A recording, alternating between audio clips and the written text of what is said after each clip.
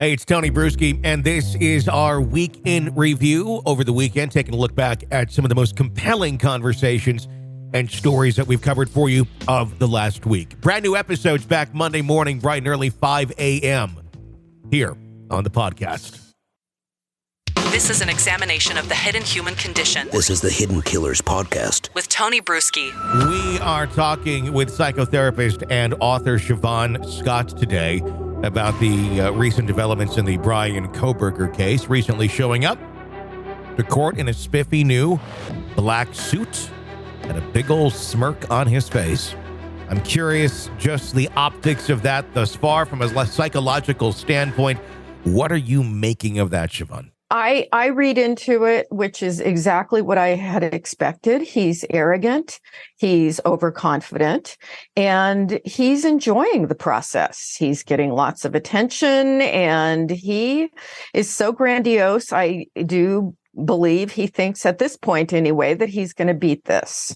So it's how distorted is his view of his talent here, that he can outsmart everybody. But yeah, he's definitely comes off as an arrogant guy. And I think that shows in his demeanor in the court. There's no fear. There's no anxiety. There's no humility.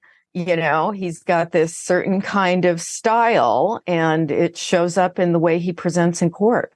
Why do you think he feels that he's going to beat this? It's this strange trait of personality that you often see with people who do these kinds of crimes, that they're smarter than everyone else. They can outwit the cops. They like to play the cat and mouse game with sometimes intentionally leaving false clues.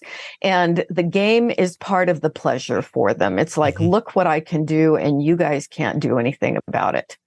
Almost, and, looking at it from the outside, this is absurd because there's a mountain of evidence against him with the DNA and all the other, video cameras and all that. It's like, this kind of looks like a slam dunk case from what we know at this point. But his perception is very different. And obviously people that like to commit murder have these very different perceptions on reality. That's true. Do you get the vibe out of him similar to the arrogance of a BTK or a Ted Bundy, where it was that I'm going to beat this. I know more than you do, and I mean we saw a lot of smirking the other day, and it's easy to read into this and be angry at someone who is smirking in court for such a serious charge against one. One would even assume that even if you are innocent, you would be handling yourself a little more, differently and not so arrogant. Yeah, you'd be scared to death for good reason. This is life or death at this point. And just as Bundy would appear in court acting as his own attorney, so unbelievably arrogant, and out of reality with what he thinks he can get away with here.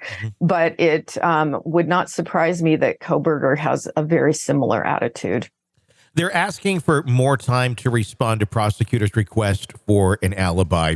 This is an interesting thing, I think, to the general public who may not be used to the court system.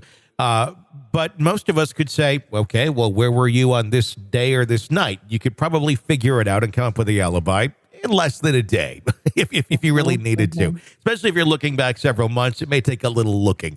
But we all know the night in question. He knows the night in question. Why more time to come up with an alibi? Yeah, is it just a stalling tactic? That's my guess, is that there's all kinds of maneuvering going on. The defense is going to have a lot of work, with this case, figuring out how to win this. And I would guess that they want all the extra time they can get at this point for these things. Sure. I'm curious. I mean, they're saying October for a trial date on this. They seem to have a lot of evidence to be going through, many terabytes, which they're making a very big deal over. I just question, if it's a lot of video, that's really not that much if you really understand what data is and how much video and stuff take up. Do you see this thing happening in October? Or are we likely going to see this being pushed out longer because of issues like that and alibi and such? Yeah, from everything I've read, people are speculating, attorneys are speculating that it's not going to go in October. Mm-hmm. But who knows? There can be surprises. We didn't anticipate that there would be a grand jury indictment. Mm-hmm. You know, we thought there was going to be a hearing. And so things can go in all kinds of unexpected directions. I think it would be certainly better for the victims' families. And, you know, most of us would rather see this get over with and get into court and just not keep the suspense of what in the world is going to happen here. I think people would rather have it sooner than later. They recently hired on the defense a social media expert that could give insight into the amount of influence that different people have with their opinions on this case. I'm just trying to wrap my mind around what is the point of that? At the end of the day, there will be a jury, whether it's in Moscow or not. But to be arguing that there's too much speculation or too much attention on this case, I mean, this just seems like, yeah, that's the ecosystem you live in. There's many of us reporting responsibly on it. There's YouTubers saying crazy things, which they do regardless. Right. It's just how our world works today. And there's not really any amount of whining or complaining or legislating against it that will really make a difference.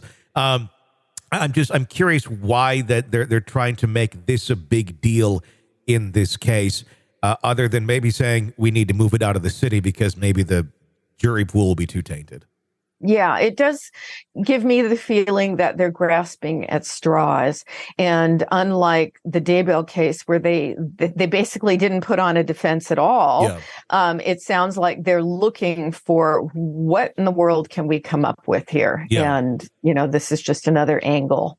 It feels a lot like who else can we blame? If we can say that all these people are coming up with this theory and that theory, then is that a distraction from the reality and the facts of the case? Or I don't understand the goal of it. But yeah, I think that's the best guess. It's just we've got to come up with something to, you know, put on a defense and, hey, let's try this. Mm-hmm. You know, let's sort of try throwing in the kitchen sink here. What else can we come up with? Hoping that something will stick. Sure. Does a gag order, and I'm not talking specifically in this case, but just historically from what you've seen, does it cause more rampant speculation and rumors because there's not more official parties being able to speak and control a narrative versus if we do have a gag order and everyone is, in this case, left to speculate and guess and whatever little pieces leak out? What is actually more beneficial to a fair trial at the end of the day? Yeah, I think you're right. I think there's this reverse effect that the gag order, rather than shutting down the speculation, it increases it because people then take off with all kinds of random theories, and it's ultimately it's not stopping people from talking about it. Yeah, it just seems like a silly angle to be taking on this. One more on Kohberger for you. What was your take on the pictures that have come out of him sitting front row with a Margaret Atwood book? And sitting there at the speech that she was giving, or the talk that she was giving about a Handmaid's Tale. Exactly. And this obviously is a book about it's a dystopian novel that tells the story of a world in which women's rights have been severely curtailed. Everything we know about Kohberger, what's your reaction to that? Well, and there's a lot of sexuality in the book and a lot of rape, a lot of abusive sexuality. And again, while most people would read The Handmaid's Tale and think this is, you know, nightmarish, is he reading The Handmaid's Tale coming from a different angle, thinking, oh, I really am attracted to some of these ideas in the book? Yeah, that's what I'm wondering. Is he going, oh, this is a great guide to the future? Versus, and so much of what people read in the media, you know, where a normal person would read some of these stories or these books or novels, movies, and think, oh my God, I'm repulsed by this. This is terrible.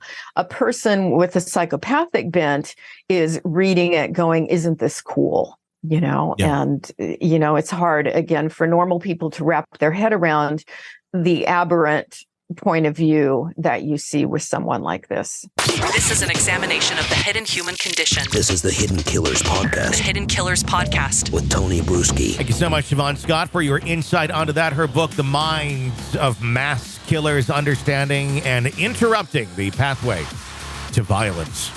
Hey, if you like the podcast, be sure to press subscribe wherever you're downloading them so you don't miss any of our updates, breaking updates, and discussions on the cases that we're following for you. If you'd like to get an ad-free experience, you can do that through Apple Podcasts right now. Do check that out. My name is Tony Brueski. Stay with us.